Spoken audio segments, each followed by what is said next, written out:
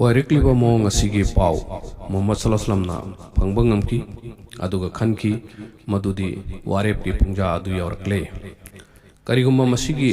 pungpham masida thawna leina warep lahodrabadi tungda lakadoriba islam ki phibam matam khudimaki oina namthakharkani aduga kok thangatuna hingbagi tanja adu phanglaroi madinada lakhibasi chahi ani sudribani Muhajir Singi Kok Hangli Amasung Lan Tengnabagi Afaba Kulai Litri Anchar Singsu Yamna Kudai Pangaiba Natri Yahudi Singna Musalman Singi Mayokta Khangchet Lakli Adugi Sumatakta Madinagi Layam Latpasing Amasung Munafik Singna Kari Taurakadoribno Kangmungamdri Masi Pibum Masida Kuresna Madinada Landaraklapadi Masing Yam Jatraba Musalman Singdi Irai laina loishin kiba yai aduga karigumba makhoigi khongbu asina lan thengna dabida musalman singi mathakta makhoigi lanmi sing aduna samlaga chatkhiba data musalman sing ne khairam laga chatkhiba yai asumno oikiba tarbadi musalman singdi tofam amata khangudana lewragani maduna maram waraga Arab ki angang macha na phawba makhoigi lanmi gi sakchon khragani aduga loina na Arab leibaki mafam khudimukta makhoina tawningbata tawkhragani Madinada leiba layam latpa singsu akiba leiraklaroi aduga Yahudi amasung munafik singsu mag haigalaklagani asumna oikiba tarabadi musalman sing Madinada leiba ngamlaroi Musalman singi mapangal sontakragani makhoina tawningbata tawraklagani musalman singi lanthum amadi nupi angang singda makhoina tawningbata tawraklagani maram asina Muhammad sallallahu alaihi wasallam warepne madudi laijariba pangal sing asi puraga thoklagani aduga kanana henbanu haibadu chang yengnaragani Muhammad sallallahu alaihi wasallam mahaki loina basimbu punchilami aduga leiriba phibam adugi matang da wafam sing adu makoi gi matang da makoi mamang da thamlami madudi awanglomda lalonetik ki kangbu ama aduga kharom dana kureski lanmi lakti hayu karamba maikerom da chapna phagani pakhumda yamloba group amana hari lalonetik Tobasingi Maikaida Adobo Mahakin Miyangdi Atopa Amoromdani Muhammad sallallahu alaihi wasallam Mahaki Wahang Amuka Han Hanglai Handakti Abu Bakarna Hawalaga Hari Mahakna Yamna Chana Kadabo Wafam Pongtori Mahaki Wafamda Thawai Thadokpada Thagatwa Pongdoki Masigi Matungda Hazrat Umar Hogalai Mahakna Su Yamna Fajaba Wafam Sing Pongdoki Umargi Matungda Amuka Umargi Machanupa Magdar Hogalai Mahakna Hari Lagi Rasul Allah na chatlu haiba maiki adom da chatchi Aikoi Nahaka loina na chatkani Bani Israel nadi makhoigi nabi da haiki Nahak amusung nahaki mapuga loina na chatko aduga lan soknoru chau Aikoi di nahaku thadok loi Aikoi asumna kaidongai dusu hairoi Aikoi di asumna haigani Aikoi loina chachi aduga nahaki mapuchu chachi Aikhoisu nahaka loina na chatkani Aikhoisu nahaka loina na chatlaga lan soknagani Aikhoigi mi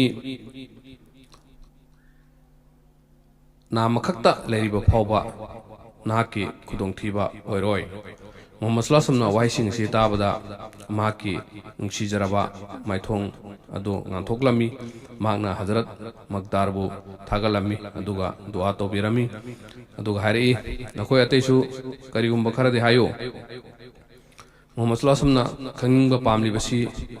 Aikoi dagini haibase ansar singna khangmungam lammi maramdi masigi tanja asi ansar singidi ahan matanjani asigumba Islam ge wathokta saruk Yabasi Makhoigidi Anmani Hazrat Muaz ki Machanupa Shad Madina gi Mishing Yamna Nuksijaba Myo Yamani Mahak Hogali Adugari Allah Rasul Aigi Wakalda Naki Miyang Aigi Makedani Muhammad sallallahu alaihi wasallam Hoi Aina Madina gi Maruiba Mishing Dagisu Taba Pami Hazrat Saad Radhiyallahu anhu Hari Hujik Aina Ansar Kudimaki Mohot Silaga Ansar gi Makedigi Hari Bini Allah Rasul ꯑꯩꯈꯣꯏꯅ ꯅꯪꯉꯣꯟꯗ ꯏꯃꯥꯟ ꯄꯨꯔꯛꯂꯕꯅꯤ ꯑꯩꯈꯣꯏꯅ ꯅꯍꯥꯛꯄꯨ ꯑꯆꯨꯝꯕꯅꯤ ꯍꯥꯏꯅ ꯈꯟꯈ꯭ꯔꯕꯅꯤ ꯑꯩꯈꯣꯏꯅ ꯁꯥꯈꯤ ꯄꯤꯈ꯭ꯔꯕꯅꯤ ꯃꯗꯨꯗꯤ ꯅꯍꯥꯛꯅ ꯍꯥꯏꯕ ꯈꯨꯗꯤꯡꯃꯛ ꯑꯆꯨꯝꯕꯅꯤ ꯑꯩꯈꯣꯏꯅ ꯅꯍꯥꯛꯀꯤ ꯍꯥꯏꯕ ꯈꯨꯗꯤꯡꯃꯛ ꯏꯟꯖꯒꯅꯤ ꯍꯥꯏꯅꯁꯨ ꯍꯥꯏꯈ꯭ꯔꯕꯅꯤ ꯑꯜꯂꯥꯍꯒꯤ ꯅꯕꯤ ꯅꯍꯥꯛꯅ ꯇꯧꯒꯦ ꯍꯥꯏꯅ ꯈꯜꯂꯤꯕ ꯊꯕꯛ ꯑꯗꯨ ꯆꯤꯡꯅꯕ ꯑꯃꯠꯇ ꯌꯥꯎꯗꯅ ꯇꯧꯕꯤꯌꯨ ꯃꯄꯨ ꯃꯍꯥꯛꯀꯤ ꯋꯥꯁꯛꯂꯒ ꯍꯥꯏꯔꯤꯕꯁꯤꯅꯤ ꯀꯔꯤꯒꯨꯝꯕ ꯅꯍꯥꯛꯅ ꯑꯩꯈꯣꯏ ꯄꯨꯔꯒ ꯁꯃꯨꯗ꯭ꯔꯗ ꯆꯣꯡꯊꯔꯕꯁꯨ ꯑꯩꯈꯣꯏꯁꯨ ꯍꯔꯥꯎ ꯍꯔꯥꯎꯅ ꯆꯣꯡꯊꯒꯅꯤ ꯅꯍꯥꯛꯅ ꯑꯄꯥꯝꯕꯗꯨ ꯌꯥꯊꯪ ꯇꯧꯕꯤꯌꯨ ꯅꯍꯥꯛꯅ ꯂꯥꯟ ꯁꯣꯛꯅꯕ ꯄꯥꯝꯂꯕꯁꯨ ꯑꯩꯈꯣꯏꯒꯤ ꯂꯩꯖꯔꯤꯕ ꯃꯥꯜꯆꯥꯡ ꯈꯨꯗꯤꯡꯃꯛ ꯀꯠꯊꯣꯛꯆꯒꯅꯤ ꯅꯍꯥꯛꯅ ꯑꯄꯥꯝꯕ ꯈꯨꯗꯤꯡꯃꯛ ꯂꯧꯕꯤꯌꯨ ꯅꯍꯥꯛꯅ ꯌꯥꯝꯅ ꯂꯧꯔꯤꯕ ꯃꯈꯩ ꯑꯩꯈꯣꯏꯁꯨ ꯑꯗꯨꯛꯀꯤ ꯃꯇꯤꯛ ꯍꯔꯥꯎꯖꯒꯅꯤ ꯉꯁꯤ ꯐꯥꯎꯕꯗ ꯂꯝꯕꯤ ꯑꯁꯤꯗ ꯑꯩꯅ ꯀꯩꯗꯧꯉꯩꯗꯁꯨ ꯆꯠꯂꯨꯗ꯭ꯔꯤ ꯑꯗꯨꯒ ꯃꯁꯤꯒꯤ ꯃꯇꯥꯡꯗ ꯑꯩꯒꯤ ꯈꯪꯖꯕ ꯀꯔꯤ ꯑꯃꯠꯇ ꯂꯩꯇꯦ ꯑꯗꯨꯕꯨ ꯑꯩꯈꯣꯏ ꯌꯦꯛꯅꯕꯒꯤ ꯃꯥꯌꯣꯛꯇ ꯆꯦꯟꯒꯅꯤ ꯍꯥꯏꯕꯒꯤ ꯋꯥꯐꯝ ꯂꯩꯇꯦ ꯑꯩꯈꯣꯏꯗꯤ ꯂꯥꯟꯕꯨꯡꯒꯤ ꯅꯨꯡꯁꯥꯅꯤ ꯌꯦꯛꯅꯕꯒꯤ ꯃꯥꯏꯀꯩꯗ ꯂꯦꯡꯗꯅ ꯆꯞ ꯌꯨꯡꯅ ꯂꯩꯕꯁꯤꯡꯅꯤ ꯑꯩꯈꯣꯏꯅ ꯅꯤꯡꯖꯩ ꯃꯗꯨꯗꯤ ꯑꯩꯈꯣꯏꯒꯤ ꯊꯧꯅꯥ ꯂꯤꯡꯖꯦꯜ ꯑꯗꯨ ꯎꯠꯊꯣꯛꯄ ꯉꯝꯂꯒꯅꯤ ꯃꯗꯨ ꯎꯕꯗ ꯅꯍꯥꯛꯅ ꯍꯔꯥꯎꯕ ꯄꯣꯛꯀꯅꯤ ꯏꯀꯥꯏ ꯈꯨꯝꯅꯕ ꯎꯠꯄ ꯅꯨꯡꯁꯤꯖꯕ ꯑꯃꯗꯤ ꯊꯧꯅꯥ ꯂꯤꯡꯖꯦꯜ ꯐꯨꯗꯣꯛꯄꯒꯤ ꯐꯖꯈ꯭ꯔꯕ ꯋꯥꯐꯝꯁꯤꯡꯅꯤ ꯐꯣꯡꯗꯣꯛꯈ꯭ꯔꯤꯕ ꯑꯁꯤ ꯃꯁꯤꯒꯤ ꯋꯥꯐꯝꯁꯤꯡ ꯑꯁꯤ ꯇꯥꯕꯗ ꯃꯨꯍꯝꯃꯗ ꯁꯜꯂꯜꯂꯥꯍु ꯑꯂꯩꯍꯤ ꯋꯁꯜꯂꯝ ꯑꯗꯨꯛꯀꯤ ꯃꯇꯤꯛ ꯅꯨꯡꯉꯥꯏꯕ ꯐꯥꯎꯖꯈꯤ ꯃꯨꯍꯝꯃꯗ ꯁꯜꯂꯜꯂꯥꯍु ꯑꯂꯩꯍꯤ ꯋꯁꯜꯂꯝꯅ ꯁꯥꯗꯄꯨ ꯊꯥꯒꯠꯄꯤꯈꯤ ꯑꯗꯨꯒ ꯃꯍꯥꯛꯀꯤꯗꯃꯛ ꯗꯨआ ꯇꯧꯕꯤꯈꯤ ꯍꯖꯔꯠ ꯁꯥꯗꯀꯤ ꯋꯥꯐꯝꯁꯤꯡ ꯇꯥꯔꯕ ꯃꯇꯨꯡꯗ ꯃꯨꯍꯝꯃꯗ ꯁꯜꯂꯜꯂꯥꯍु ꯑꯂꯩꯍꯤ ꯋꯁꯜꯂꯝ ꯍꯥꯏꯔꯛꯏ ꯑꯜꯂꯥꯍꯒꯤ ꯃꯤꯡ ꯂꯧꯔꯒ ꯆꯠꯄ ꯍꯧꯔꯣ ꯃꯍꯥꯛꯀꯤ ꯊꯧꯖꯥꯜ ꯅꯈꯣꯏꯒ ꯂꯣꯏꯅꯒꯅꯤ ꯃꯄꯨ ꯃꯍꯥꯛꯅ ꯑꯆꯧꯕ ꯂꯣꯏꯅꯕꯁꯤꯡꯒꯤ ꯑꯆꯦꯠꯋꯥ ꯐꯣꯡꯗꯣꯛꯈꯤ ꯍꯦ ꯃꯄꯨ ꯑꯩꯗꯤ ꯌꯦꯛꯅꯕꯁꯤꯡꯒꯤ ꯃꯤꯁꯤꯐꯝ ꯎꯕꯒꯨꯝ ꯇꯧꯔꯤ ꯑꯁꯨꯝ ꯇꯧꯗꯨꯅ ꯃꯨꯍꯝꯃꯗ ꯁꯜꯂꯜꯂꯥꯍु ꯑꯂꯩꯍꯤ ꯋꯁꯜꯂꯝ ꯃꯍꯥꯛꯀꯤ ꯂꯣꯏꯅꯕꯁꯤꯡꯗ ꯌꯦꯛꯅꯕꯁꯤꯡꯒꯤ ꯁꯤꯒꯗꯕ ꯃꯐꯝꯁꯤꯡ ꯍꯥꯏꯗꯣꯛꯂꯝꯃꯤ ꯃꯗꯨꯗꯤ ꯍꯥꯏꯔꯤꯕ ꯃꯤ ꯑꯗꯨꯅ ꯍꯥꯏꯔꯤꯕ ꯃꯐꯝ ꯑꯗꯨꯗ ꯁꯤꯒꯅꯤ ꯑꯗꯨꯒ ꯑꯇꯣꯞꯄ ꯑꯃꯗꯨꯅ ꯍꯥꯏꯔꯤꯕ ꯃꯐꯝ ꯑꯗꯨ ꯁꯤꯒꯅꯤ ꯑꯁꯤꯅꯆꯤꯡꯕ ꯂꯣꯏꯅꯕꯁꯤꯡꯅ ꯈꯪꯕ ꯉꯝꯂꯝꯃꯤ ꯃꯗꯨꯗꯤ ꯆꯠꯀꯗꯧꯔꯤꯕ ꯃꯐꯝ ꯑꯁꯤ ꯂꯂꯣꯟ ꯏꯇꯤꯛ ꯇꯧꯕꯁꯤꯡꯅ ꯃꯥꯜꯆꯥꯡ ꯀꯌꯥ ꯄꯨꯔꯒ ꯂꯥꯛꯂꯤꯕ ꯃꯥꯏꯀꯩ ꯑꯗꯨꯗ ꯅꯠꯇꯦ ꯆꯠꯀꯗꯧꯔꯤꯕ ꯂꯥꯟꯃꯤꯁꯤꯡꯅ ꯂꯥꯛꯂꯤꯕ ꯃꯥꯏꯀꯩ ꯑꯗꯨꯗꯅꯤ ꯍꯤꯖ꯭ꯔꯠꯀꯤ ꯆꯍꯤ 2 ꯁꯨꯔꯛꯄꯅꯤ ꯔꯝꯖꯥꯟꯒꯤ ꯊꯥꯅꯤ ꯕꯩꯗꯨ ꯑꯕꯤ ꯏꯅꯥꯕ ꯀꯧꯕ ꯃꯩꯗꯥꯟ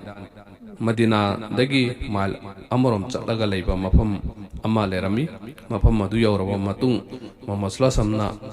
ꯂꯥꯟꯃꯤꯁꯤꯡꯒꯤ ꯐꯤꯕꯝ ꯌꯦꯡꯁꯤꯜꯂꯝꯃꯤ ꯂꯥꯛꯂꯤꯕ ꯑꯗꯨꯗꯒꯤ ꯆꯍꯤ ꯌꯥꯝꯗ꯭ꯔꯤꯕꯁꯤꯡ ꯃꯐꯝ ꯑꯗꯨꯗꯒꯤ ꯍꯜꯍꯟꯈꯤ ꯑꯃꯨꯛꯀ ꯃꯐꯝ ꯑꯗꯨꯗꯒꯤ ꯆꯠꯄ ꯍꯧꯈꯤ ꯁꯒꯣꯜꯁꯦꯟꯒꯤ ꯅꯨꯃꯤꯗꯥꯡꯗ ꯔꯣꯍꯥ ꯍꯥꯏꯅ ꯈꯪꯅꯕ ꯃꯐꯝ ꯑꯗꯨꯗ ꯌꯧꯈꯤ ꯃꯐꯝ ꯑꯗꯨꯗ ꯃꯨꯍꯝꯃꯗ ꯁꯜꯂꯜꯂꯥꯍु ꯑꯂꯩꯍꯤ ꯋꯁꯜꯂꯝꯅ ꯌꯧꯔꯕ ꯃꯇꯨꯡꯗ ꯋꯖꯨ ꯇꯧꯈꯤ ꯑꯗꯨꯒ ꯅꯃꯥꯖꯀꯤꯗꯃꯛ ꯂꯦꯞꯈꯤ ꯑꯔꯣꯏꯕꯒꯤ ꯔꯨꯀꯨꯗꯒꯤ ꯍꯧꯒꯠꯂꯛꯄꯗ ꯊꯥꯖꯗꯕꯁꯤꯡꯗ ꯁ꯭ꯔꯥꯞ ꯇꯧꯈꯤ ꯑꯁꯨꯝꯅ ꯍꯥꯏ ꯍꯣ ꯃꯄꯨ ꯑꯕꯨ ꯖꯍꯜ ꯖꯥꯇꯤ ꯑꯁꯤꯒꯤ ꯐꯤꯔꯥꯎꯟꯅꯤ ꯃꯔꯝ ꯑꯗꯨꯅ ꯃꯁꯤꯒꯤ ꯐꯤꯔꯥꯎꯟ ꯑꯁꯤꯗꯒꯤ ꯉꯥꯛꯄꯤꯅꯕ ꯖꯥꯇꯤ ꯑꯁꯤꯅ ꯅꯉꯣꯟꯗ ꯆꯪꯖꯔꯤ ꯃꯁꯤꯒꯤ ꯅꯨꯃꯤꯠ ꯑꯁꯤꯗ ꯃꯨꯍꯝꯃꯗ ꯁꯜꯂꯜꯂꯥꯍु ꯑꯂꯩꯍꯤ ꯋꯁꯜꯂꯝꯅ ꯂꯥꯟ ꯀꯔꯝꯅ ꯊꯦꯡꯅꯒꯅꯤ ꯍꯥꯏꯕꯗꯨꯒꯤ ꯋꯥꯔꯣꯜ ꯊꯝꯈꯤ ꯃꯨꯍꯥꯖꯤꯔꯤꯟꯒꯤ ꯀꯃꯥꯟꯗꯔ ꯍꯖꯔꯠ ꯃꯨꯁꯑꯕꯀꯤ ꯃꯆꯥꯅꯨꯄꯥ ꯑꯃꯤꯔꯕꯨ ꯑꯣꯏꯅꯕ ꯍꯥꯏꯈꯤ ꯈꯖꯔꯖꯀꯤꯅ ꯍꯖꯔꯠ ꯍब्बाꯕꯀꯤ ꯃꯆꯥꯅꯨꯄꯥ ꯃꯟꯖꯨꯔ ꯑꯗꯨꯒ ꯑꯧꯁꯀꯤꯅ ꯍꯁꯔꯠ ꯁꯥꯗꯀꯤ ꯃꯆꯥꯅꯨꯄꯥ ꯃꯣꯁꯕꯨ ꯑꯣꯏꯍꯟꯈꯤ ꯃꯨꯍꯝꯃꯗ ꯁꯜꯂꯜꯂꯥꯍु ꯑꯂꯩꯍꯤ ꯋꯁꯜꯂꯝꯅ ꯃꯍꯥꯛꯀꯤ ꯂꯣꯏꯅꯕꯁꯤꯡꯒ ꯑꯃꯨꯛꯀ ꯆꯠꯄ ꯍꯧꯈꯤ ꯃꯈꯣꯏ ꯑꯄꯨꯟꯕꯒꯤ ꯃꯁꯤꯡ 313 ꯑꯣꯏꯈꯤ ꯎꯠ 13 ꯑꯃꯁꯨꯡ ꯁꯒꯣꯜ 3ꯁꯨ ꯃꯈꯣꯏꯒ ꯂꯣꯏꯅꯈꯤ ꯕꯗꯔ ꯍꯥꯏꯔꯤꯕ ꯃꯐꯝ ꯑꯁꯤ ꯌꯧꯕꯗ ꯃꯨꯍꯝꯃꯗ ꯁꯜꯂꯜꯂꯥꯍु ꯑꯂꯩꯍꯤ ꯋꯁꯜꯂꯝ ꯂꯦꯞꯂꯝꯃꯤ ꯌꯦꯛꯅꯕꯁꯤꯡꯒꯤ ꯄꯥꯎ ꯂꯧꯔꯨꯅꯕꯒꯤꯗꯃꯛ ꯑꯂꯤ ꯖꯨꯕꯦꯔ ꯑꯃꯁꯨꯡ ꯁꯥꯗꯀꯤ ꯃꯆꯥꯅꯨꯄꯥ ꯑꯕꯤ ꯋꯥꯀꯥꯁ ꯃꯈꯣꯏ 3ꯕꯨ ꯊꯥꯔꯝꯃꯤ ꯆꯤꯡ ꯑꯃꯒꯤ ꯃꯥꯏꯀꯩꯗ ꯄꯨꯟꯁꯤꯜꯂꯒ ꯍꯥꯏꯔꯛꯏ ꯆꯤꯡ ꯑꯗꯨꯒꯤ ꯃꯅꯥꯛꯇ ꯒꯨꯍꯥ ꯑꯃ ꯂꯩꯕꯅꯤ ꯃꯐꯝ ꯑꯗꯨꯗꯒꯤ ꯌꯦꯡꯉꯨ ꯇꯟꯖꯥ ꯆꯥꯔꯕꯗꯤ ꯀꯨꯔꯦꯁꯀꯤ ꯄꯥꯎ ꯃꯐꯝ ꯑꯗꯨꯗꯒꯤ ꯐꯪꯕ ꯌꯥꯏ ꯃꯈꯣꯏꯅ ꯃꯐꯝ ꯑꯗꯨ ꯌꯧꯕꯗ ꯀꯨꯔꯦꯁꯀꯤ ꯃꯤ ꯈꯔ ꯃꯐꯝ ꯑꯗꯨꯗ ꯏꯁꯤꯡ ꯊꯛꯇꯨꯅ ꯂꯩꯔꯝꯕ ꯊꯦꯡꯅꯈꯤ ꯃꯈꯣꯏꯁꯤꯡꯗꯨꯒꯤ ꯃꯔꯛꯇ ꯒꯨꯂꯥꯝ 2ꯁꯨ ꯌꯥꯎꯔꯝꯃꯤ ꯃꯈꯣꯏꯅ ꯒꯨꯂꯥꯝ ꯑꯗꯨ ꯑꯕꯨ ꯁꯨꯐꯤꯌꯥꯟꯒꯤꯅꯤ ꯍꯥꯏꯕ ꯈꯪꯕ ꯉꯝꯂꯝꯃꯤ ꯈꯨꯗꯛꯇ ꯃꯈꯣꯏꯕꯨ ꯐꯥꯔꯝꯃꯤ ꯃꯈꯣꯏ ꯈꯔꯗꯤ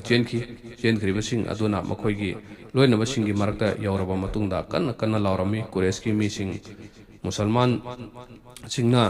nakhoi mi ani phakre makoina makoibu makoi gi lanban gi maikaida phara pukre masigi paw asi tabada thajadaba singi kokchau bi kaki makoi gi mathakta nongmai singang tabagum khanki makoi saman kiduna tofong khanglamde makoi singi marakta pumnin ninki maikai amarom ali amasung maga loina basingna gulam sing adubu puraga Muhammad sallallahu alaihi manakta laklami mapam aduda yawraba matungda makoina Abu Sufyan gi matangda hanglami makoi ani na kumlei aikoi Abu Sufyan gi matangda karisu khangde aikoi di Quraysh singbu ising pitakpagi thabak tawbani masi harakpada makoi bu purami makoi ani na hairi aikoi Abu Sufyan gi gulamni harakpa matamda phuba leplami matam sida Muhammad sallallahu alaihi namaz pangthoktuna lerami namaz loiraba matungda hairi makoi ani na achumba haiba matam dana phui aduga aran ba haiba matam dana phuba toi mapu mahaki wasalaga haribsini makoi anina haribasi achumbani tasengna makoi ani asi Quraysh kini masi haraba matungda Muhammad sallallahu alaihi wasallam makoi ani da hari Abu Sufyan gi matangda khara hayo gulam ani tun hari aikoina Abu Sufyan ukide mahaki matangda aikoi kari amata khangde amuka Muhammad sallallahu alaihi wasallam hanglei adudi hayo Quraysh kadai da lei makoi ani na khumlei mapam masidagi thaptana lei Muhammad sallallahu alaihi wasallam hari lagliba aduda lanmi masing kaya sui makoi ani na khumlei mapu wasaklaga hari basini makoi yamna yami Muhammad sallallahu alaihi wasallam hari nutigi ut kaya leli makoi na khumlei nongmuda mapal aduga mathangi numitana tara Muhammad sallallahu alaihi wasallam na mahaki loina basingi maikaida onchilaga hari yekna basing